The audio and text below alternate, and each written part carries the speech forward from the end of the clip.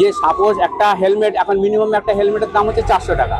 সে case খেতে গেলে হয়তো 600 টাকা বা 1000 টাকা। সে কেন কেসটা খেতে যাবে? একটা হেলমেট সে নিয়ে নিচ্ছে, ঠিক আছে।